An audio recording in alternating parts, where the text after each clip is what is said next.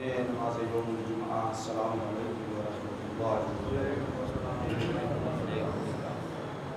خداوند عالم قرآن مجید میں ارشاد فرما رہا ہے، یا ایھا الذین آمنوا اتقوا اللہ وکونوا مع الصادقین، اے صاحبان ایمان تقوی الہی اختیار کرو اور صادقین کے ساتھ ہو جاؤ۔ پروردگار نے صادقین کے ساتھ ہونے کے لیے تقوی الہی اختیار کرنے کے لیے ایک حکم دیا ہے۔ اللہ سے ڈرتے رہو، صادقین کے ساتھ ہو جاؤ۔ انسان جب اللہ سے ڈرے گا، صادقین کے ساتھ ہوگا، تو وہ متمسک رہے گا پروردگار سے، کہ وہ جو بھی کرے گا اللہ کی رضا کے لیے کرے گا۔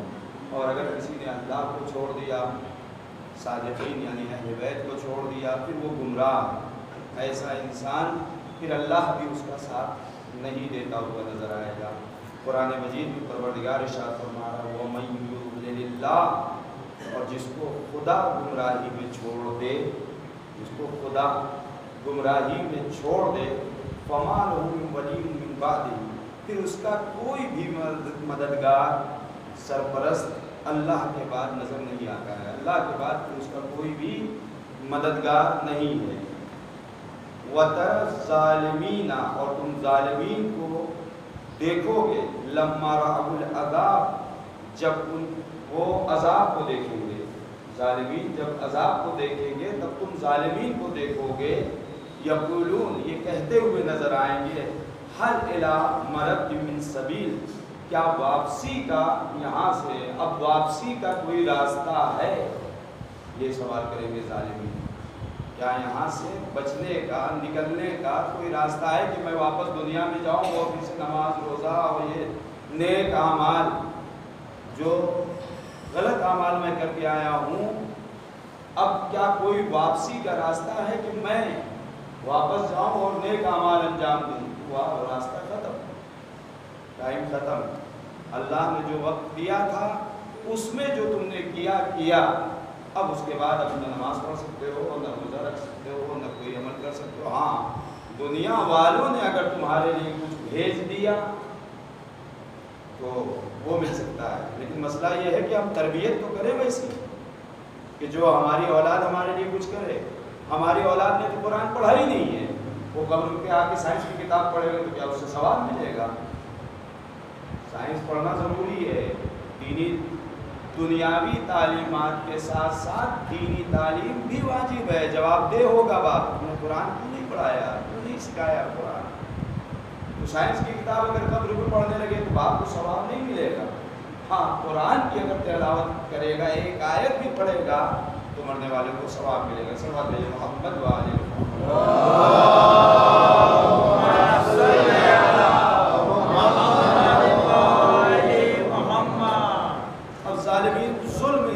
کبھی اپنے اوپر کرتا ہے، ظلم کبھی اپنے خانوادے کے اوپر کرتا ہے، ظلم انسان کبھی معاشرے پر کرتا ہے، ظلم انسان کبھی قرآن کے ساتھ کرتا ہے، قرآن کو رکھ دیا گرد جم رہی، ظلم انسان کبھی اہل بیت کے لیے کرتا ہے، اہل بیت کو کربلا کے میدان میں، یا ائمہ علیہ السلام کو کسی کو زہر دیا گیا تو کسی کو تلوار سے شہید کیا گیا، حق کو غصب کیا گیا، یہ ظلم ہے۔ انسان حقوق کو ادا نہ کرے، لوگوں کے حق جو ہیں ہمارے اوپر، باپ کا حق ہے، بھائی کا حق ہے، ماں کا حق ہے، معاشرے کا حق ہے، پڑوسی کا حق ہے، بہن کا حق ہے، رشتہ داروں کا حق ہے، انسان حقوق کو نہ ادا کرے تو یہ ظلم ہے، ظلم۔ اور انسان جب حقوق کو ادا نہیں کرے گا اور اس کے بعد حقوق کو ادا نہ کرنے کے بعد راہ خدا میں بہترین صدقے دے، خیرات کرے، مجلسیں کرے، تمام نیک اعمال انجام دے، ہے نا، تو کیا یہ قبول ہوگا؟ لکھا ہی نہیں جائے گا، اصل لکھا ہی نہیں جائے گا، اس لیے کہ خود معصوم فرماتے ہیں، صلوات بھیجو محمد وآل محمد،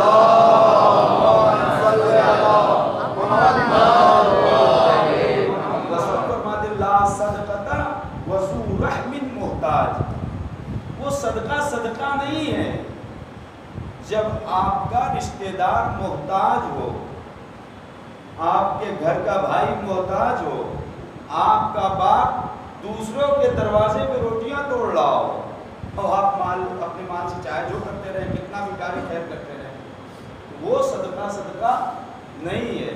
اسی طریقے سے انسان حق کو مار کے صدقہ دے، کار خیر کرے، وہ لکھا نہیں جائے گا، وہ لکھا نہیں جائے گا۔ اکثر یہی ہوتا ہے کہ ہم گھر سے صدقہ دے کے تو نکلتے ہیں، لیکن کبھی کبھی ایسا ہوتا ہے صدقہ آیت ہے، روایت ہے، معصوم فرماتے ہیں صدقہ بلاؤں کو ٹالتا ہے، لیکن پھر بھی بلا آ جاتی ہے، کوئی حادثہ پیش آ جاتا ہے۔ آخر کیوں؟ وجہ کیا ہے؟ کیا وہ فرشتوں نے غلطی کر دی ہے، جن فرشتوں کو اللہ نے معمول کیا ہے کہ اگر صدقہ دیا تو اس کی حفاظت کرو؟ نہیں، صدقہ ہم نے دیا ہے لیکن اپنے مال سے نہیں دیا، دوسرے کے مال سے دیا ہے، تو وہ صدقہ نہیں ہے۔ اسی طریقے سے انسان نیکیاں کرے گا لیکن اس کی نیکیاں غائب ہو جائیں گی، ختم ہو جائیں گی۔ کیوں؟ اس کی وجہ یہ کہ غیبت کر دی۔ غیبت کرنے والا اگر کوئی غیبت کرتا ہے تو اس کا اعمال سارا کا سارا ٹرانسفر ہو جاتا ہے جس کی غیبت کی گئی ہے، اس کے حصے میں وہاں چلا جاتا ہے۔ اسی طریقے سے انسان کار خیر کرے گا، نیکیاں سامنے موجود ہوں گی لیکن اس کا اختیار نہیں ہوگا، اس کا بس نہیں ہوگا کہ ان نیکیوں کو لے لے، حاصل کر لے، اس لیے کہ روز محشر پھر مطالبہ کرنے والے آ جائیں گے۔ جس کی زمین ماری تھی وہ آ جائے گا سامنے، جس زوجہ کی، جس بیوی کی مہر کو ادا نہیں کیا تھا زوجہ آ جائے گی سامنے، جس بہن کا حق مار لیا تھا بہن آ جائے گی سامنے، جس بھائی کا حق مار لیا تھا وہ آ جائے گا سامنے۔ پروردگار میرا حق دلا دی، اس سے دنیا میں تو میں کمزور تھا، میں اس سے لڑ نہیں سکتا تھا، اس کی زبان سے میں ڈرتا تھا، اس کے مقابلے میں آ نہیں سکتا تھا، یہ طاقتور تھا، اس نے میری زمین کو قبضہ کر لیا، اس نے میرے مال کو قبضہ کر لیا، معبود دلا دیا، تو عادل ہے، تو دلا دے میرے حق کو۔ تو اللہ کہے گا اس کی نیکیوں کو اس کے حصے میں ڈال دو۔ نیکیاں کرے گا لیکن خود کا اختیار نہیں ہوگا، اور جب اس کے حصے میں ڈالا جائے گا اس کے پاس کچھ نہیں بچے گا، صفر ہو جائے گا۔ صلوات بھیجے محمد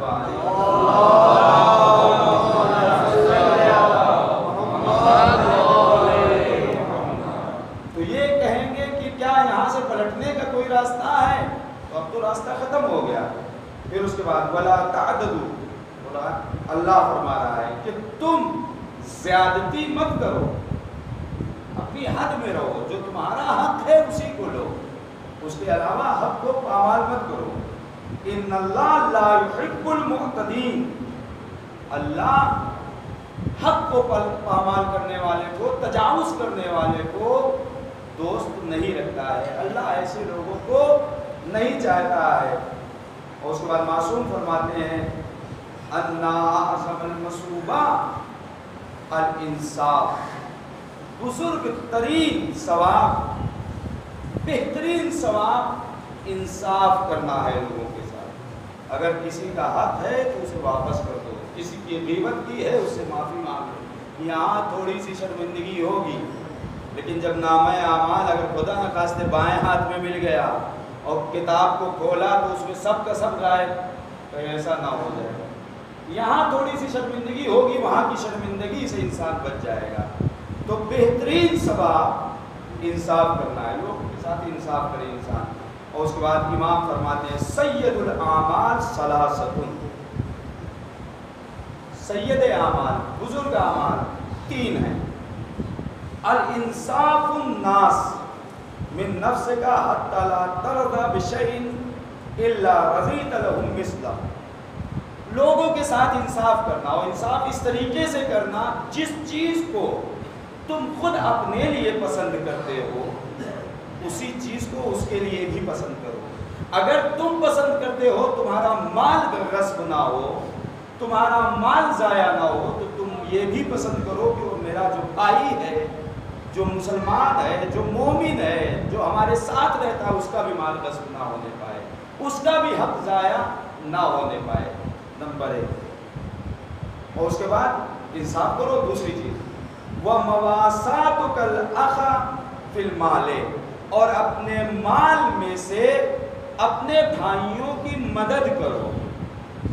ہو سکتا ہے وہ آپ سے نہ کہے، ایک ٹائم کھانا کھا کے زندگی گزار لے، آپ یہ انتظار نہ کریے کہ وہ آپ سے کہے تب آپ اس کی ضرورت کو پورا کریے، آپ ضرورت کو محسوس کر لیجئے۔ جیسا کہ ہمارے استاد محترم نے اس دن مجلس میں ایک عالم کا واقعہ نقل کیا تھا کہ پورا کر سکتے تھے اس کی ضرورت کو، دوسرے قریہ میں رہتا تھا، رشتہ دار تھا، لیکن اس نے پورا نہیں کیا۔ نتیجہ کیا ہوا؟ اس عالم دین کی روح کو وادی السلام میں ہونا چاہیے تھا، لیکن تھی کہاں؟ وادی برہوت میں تھی۔ آپ دیکھیں، یعنی یہ جا بھی نہیں سکتے تھے وہاں پر، لیکن انہیں علم تھا کہ وہ تھوڑا ضرورت مند ہے، انہوں نے لاپرواہی کی۔ اسی طریقے سے یہ جو آج کل حالات لوگوں کے خراب ہو گئے، بہت سے گھر ایسے ہیں جہاں چولہے مثلاً نہ جلتے ہوں، یا ایک ٹائم کھانا کھایا جاتا ہو، دوسرے ٹائم نہ کھایا جاتا ہو، کتنوں کے روزگار چھن گئے۔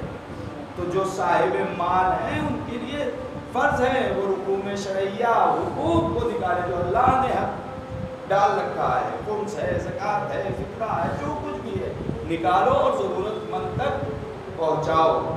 یہ دوسری چیز، اپنے مال کے ذریعے اپنے بھائی کی مدد کرنا۔ تیسری چیز امام نے فرمایا وَذِكْرُ اللَّهِ عَزَّ وَجَلَّ فِي كُلِّ مَوْطِنٍ، جہاں کہیں بھی ہو پروردگار کی یاد سے غافل مت ہونا، ہمیشہ پروردگار کو یاد کرتے رہنا۔ قرآن میں اللہ فرمایا وَلَا تَكُونُوا كَالَّذِينَ نَسُوا اللَّهَ، تم ان لوگوں کے مثل مت ہو جاؤ جنہوں نے پروردگار کو بھلا دیا۔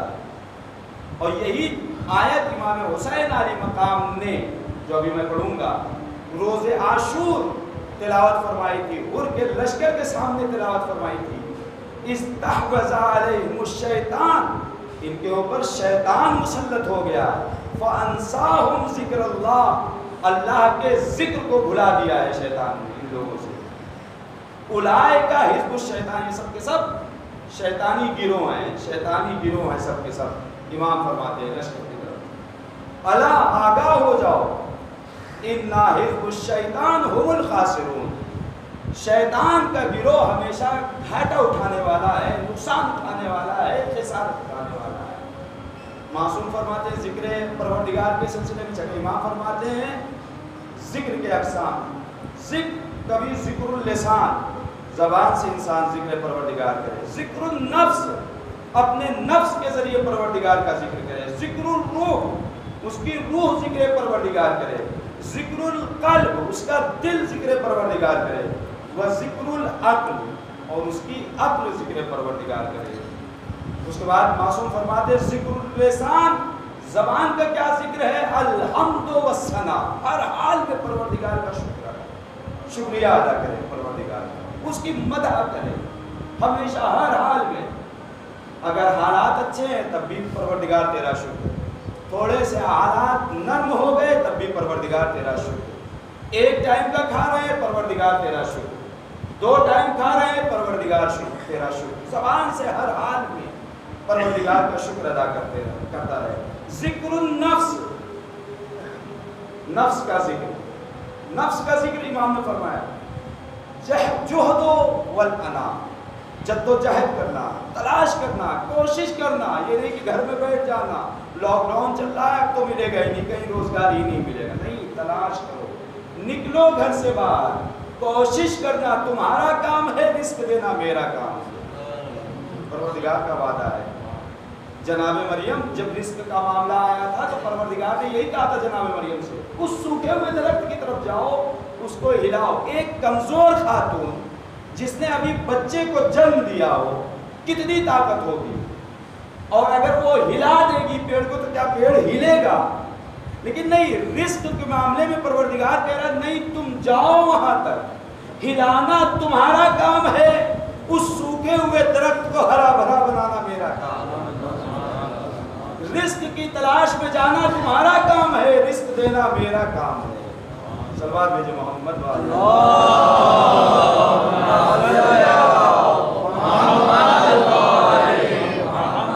ذکر روح کس طریقے سے اللہ کو یاد کرے گی؟ خوف، پروردگار کا ڈر ہونا چاہیے، کچھ بھی عمل کرو یہ دیکھو کہ پروردگار دیکھ رہا ہے، کہ روح کو نہیں گندا کرنا ہے، امید رکھے پروردگار، گناہ کر لیا ہے شرمندہ ہو رہے ہیں، پشیمان ہو رہے ہیں، امید رکھنا چاہیے پروردگار سے کہ اگر ہم توبہ کر لیں گے پروردگار رحمان ہے، رحیم ہے، غفور ہے، معاف کرنے والا ہے۔ انسان توبہ کر کے بارگاہ پروردگار میں پلٹ آئے. اور اس کے بعد ذکر العقل، عقل کا ذکر کیا ہے؟ تعظیم والحیا، عزت کرنا لوگوں کی، حیا کرنا، شرم کرنا. کسی بھی گناہ کرتے وقت انسان کو شرم کرنا چاہیے. بزرگ اگر کوئی ہے تو اس کی عزت کرنا چاہیے، معاشرے کی عزت کرنا چاہیے، پڑوسیوں کی عزت کرنا چاہیے، والدین کی عزت کرنا چاہیے. یہ عقل کہتی ہے، یہ ذکر عقل ہے. یہ جب ہم کریں گے، اپنے والد کا اگر احترام کریں گے تو یہ والد کا احترام نہیں کر رہے ہیں بلکہ ذکر پروردگار کر رہے ہیں، اللہ کا ذکر کر رہے ہیں. پڑوسیوں کا احترام نہیں کر رہے ہیں بلکہ اللہ کا ذکر کر رہے ہیں. یہ معصوم فرما رہے ہیں، اپنی جیب سے نہیں. اور اس کے بعد ذکر القلب الصدق والصفا، اور دل کا ذکر یہ ہے کہ دل ہمیشہ سچا ہونا چاہیے، دل ہمیشہ پاک ہونا چاہیے، دل کے اندر بغض نہیں ہونا چاہیے، دل کے اندر حسد نہیں ہونا چاہیے، دل کے اندر کینہ نہیں ہونا چاہیے. ہمارا دل ان برائیوں سے پاک ہو. ورنہ اگر حسد جیسی بیماری دل میں آ گئی تو جس طریقے سے ہمارا جسم مریض ہوتا ہے اسی طریقے سے ہماری روح مریض ہو جائے گی، ہماری روح مریض ہو جائے گی. اور اس کے بعد معصوم فرماتے ہیں مولا کائنات، من ينصف الناس من نفسه لم یزدہ الا عزت. جو بھی لوگوں کے ساتھ انصاف کرے گا اللہ اس کی عزتوں میں اضافہ کرے گا، وہ صاحب عزت ہوگا. اگر کوئی انسان کسی کے ساتھ انصاف کرتا ہے، دیکھ رہا ہے کسی کے ساتھ ظلم ہو رہا ہے، تو رسول کی یہ حدیث، تم سب کے سب رعایا ہو، تم سب کے سب مسئول ہو، ذمہ دار ہو ایک دوسرے کے. ہم خاموش بیٹھ جائیں تو وہ تو پوچھے گا ہی، پروردگار بھی سوال کرے گا. تم دیکھ رہے تھے ظلم ہوتے ہوئے، تم خاموش کیوں تھے، تم بولے کیوں نہیں؟ ایک مرتبہ بول دیے ہوتے، صرف آگاہ کر دیے ہوتے، ہم تجھ سے سوال نہ کرتے. لیکن پروردگار سوال کر لے گا کہ تم نے گناہ ہوتے ہوئے دیکھا، اپنی آنکھوں سے دیکھا، تم نے منع کیوں نہیں کیا؟ تم سب کے سب ایک دوسرے کے ذمہ دار تھے. اسی طریقے سے اگر سب اپنی مسئولیت، اپنی ذمہ داری کو سمجھنے لگے تو معاشرہ سدھرتا ہوا نظر آئے گا، بگڑتا ہوا نظر نہیں آئے گا. صلوات بھیجو محمد